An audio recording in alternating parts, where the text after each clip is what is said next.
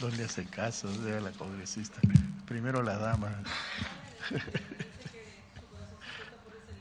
No, dale.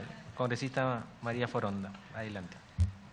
Bueno, yo primero quisiera agradecer a través suyo, señor presidente, saludar al vicealmirante Javier Gaviola y también al señor Renato Guevara Carrasco, y la solicitud de una presentación de los resultados del proceso se debe a que en esta semana sí hemos tenido una reunión con el viceministro de Producción, expresándole nuestra preocupación que ha sido trasladado por los pescadores, no solamente Chimbote, sino también del norte del país, ante el cual solicitan al Instituto del Mar del Perú una información que posteriormente es respondida por el IMARPE, con fecha, cuya copia tengo acá, el 31 de octubre del 2016, y nos indican en esa oportunidad a los pescadores, al señor del Sindicato de Pescadores, que además de no guiarse de información extraoficial ni de rumores, le piden un poquito de tiempo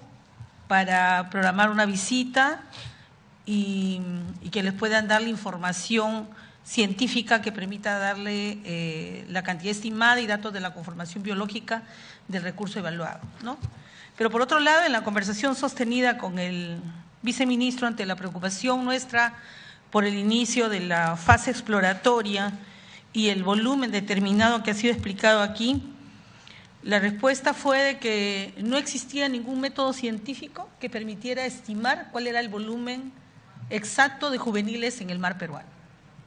Que lo que se podía llegar a hacer era sí determinar lo que nos han explicado acá, las condiciones físicas, oceanográficas, de temperatura, las tendencias, pero que entonces lo que se hacía era capturar y de acuerdo a eso, si se encontraba o se reportaba una determinada cantidad de juveniles, lo que iba a hacer Produce era asumir esa información para que en ese momento se diera la veda en cuanto se encontrara un volumen determinado de pesca de juveniles.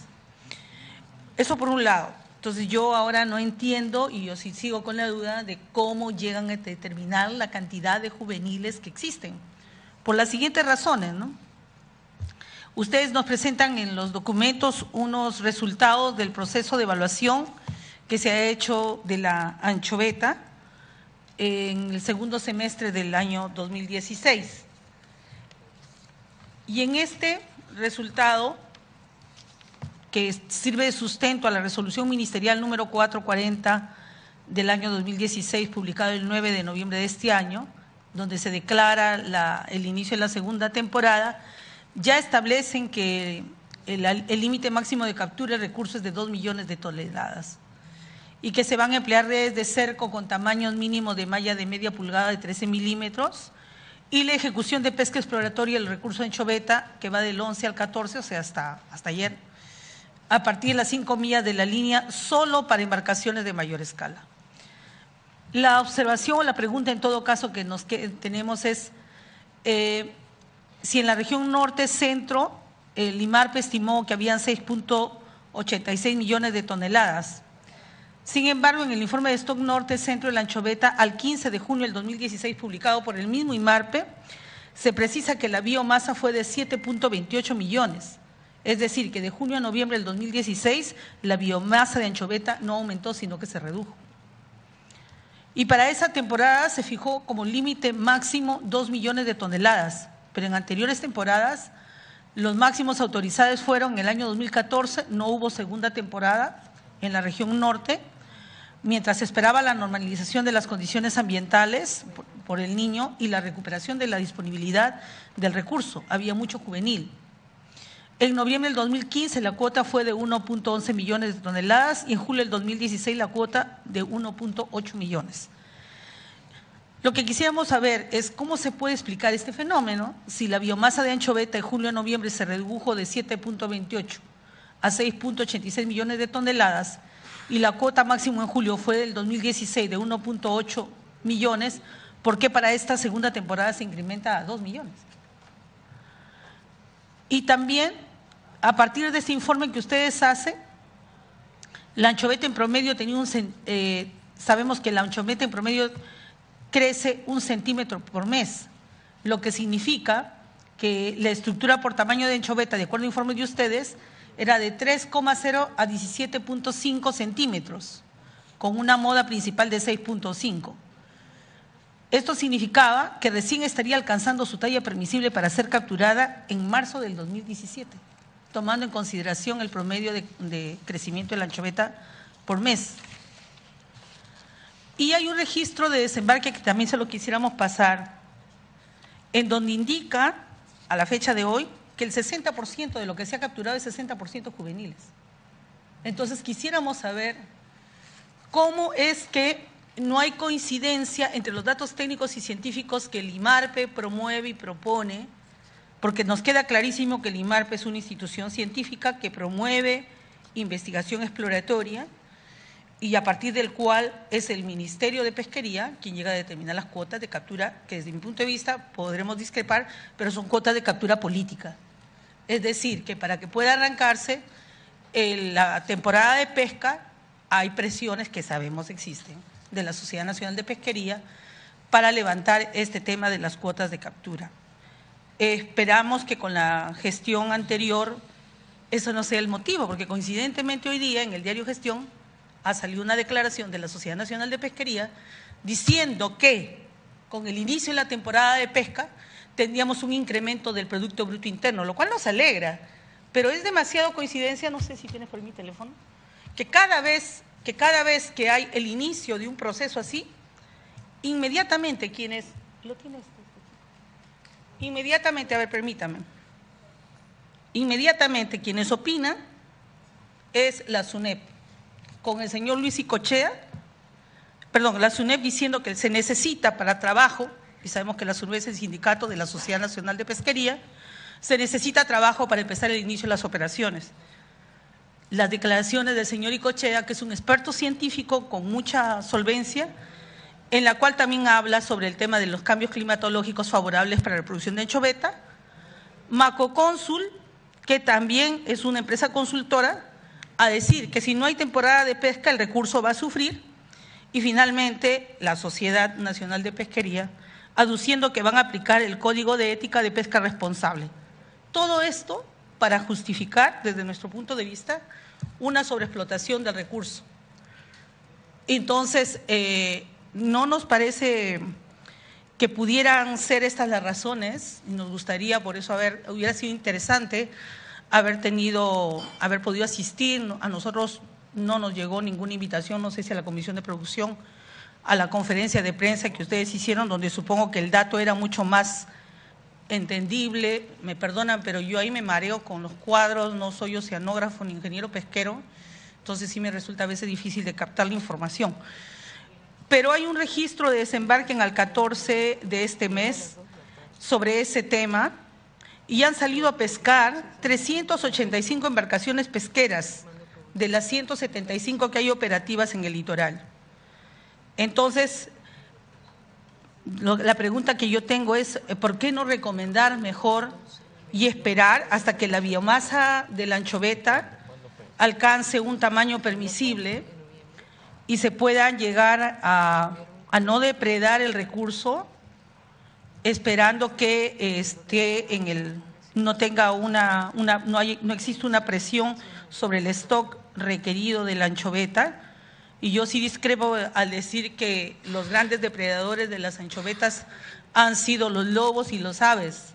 Anteriormente hay estudios, de acuerdo a la bióloga Patricia McGluff, que todo el mundo conoce, bueno, y si quieres también ponle otros más, de la Universidad Nacional de Santa para que no les cause esa expresión, en donde indica que en este proceso no solamente hay un problema de depredación, sino de competencia, que anteriormente, antes de la industria, el 88% de la biomasa estaba disponible para las otras especies, anfibios, mamíferos, etcétera.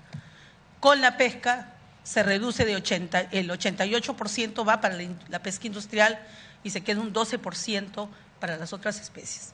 Es lo que quería precisarle, pidiéndole por favor si me pudiera contestar así de una manera bastante, digamos, gráfica, pero entendible, para poder ver cómo es que se llegan a estas observaciones, no dudo de la calidad científica del IMARPE, pero sí nos preocupa el comparar, y se lo puedo dejar aquí, los datos del desembarque a la fecha, y donde se llega a estimar que hay 60% de juveniles al día de hoy.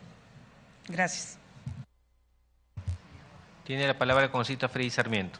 Gracias, presidente. Por su intermedio, saludar al almirante y al director científico de IMARPE, presidente de IMARPE. Yo tengo algunas inquietudes también. Quisiera saber la temporada anual de la anchoveta. Quisiera saber la temporada anual de la anchoveta, cuándo empieza y cuándo termina. Nos gustaría ese tema estar aclarado, ya que en el gobierno anterior cambiaron, ¿no? La temporada creo que empezaba ahora en noviembre y terminaba en junio. Eso es lo que habían cambiado. Antes eran anuales, pero posteriormente el anterior IMARPE lo había cambiado. ¿Seguimos con el mismo régimen o hemos regresado al régimen antiguo? ¿Y por qué estaríamos regresando? Porque si nosotros vemos las 266.000 toneladas de enero, ¿no? Es de la temporada anterior, ¿de acuerdo? De la cuota anterior, de la cuota del año 2015. Entonces, y estamos contabilizándolo como ahora, estaríamos dando impresión de que estamos regresando nuevamente de enero a diciembre, ¿no? Eso científicamente usted, si nos lo puede explicar, ¿no? ¿Por qué tiene que ser de enero a diciembre? La otra parte es sobre el tema de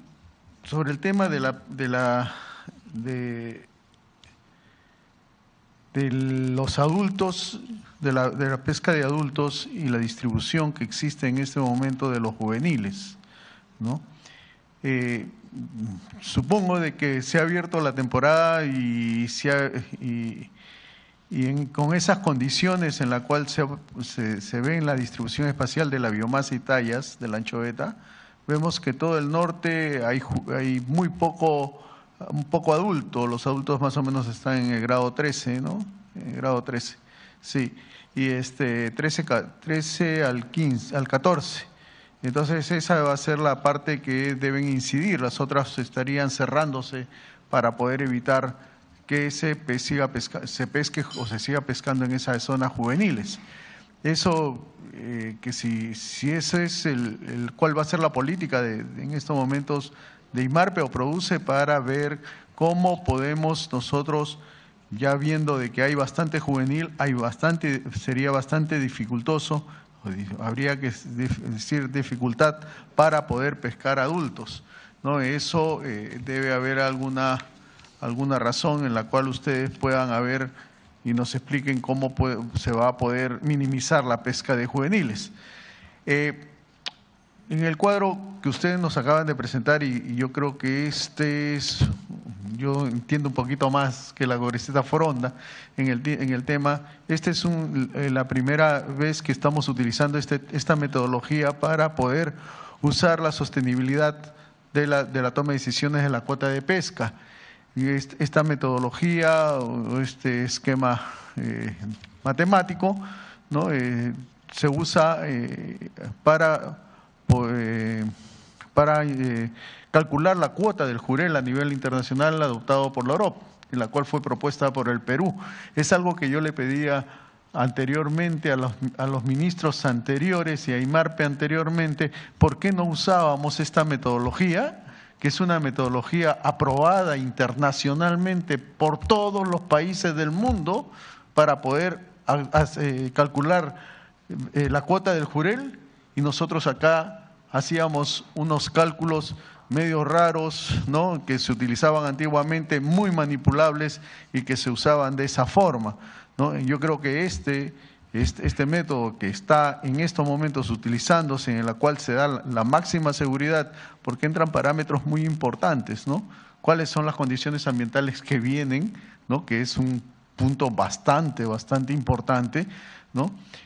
Se ve más o menos el valor de la biomasa desobante remanente, lo que debe quedar en el stock peruano para poder asociar el nivel de riesgo, que sea un menor del 50%, porque con un 50% podemos nosotros generar, muy rápidamente la biomasa recobrarse, ¿no?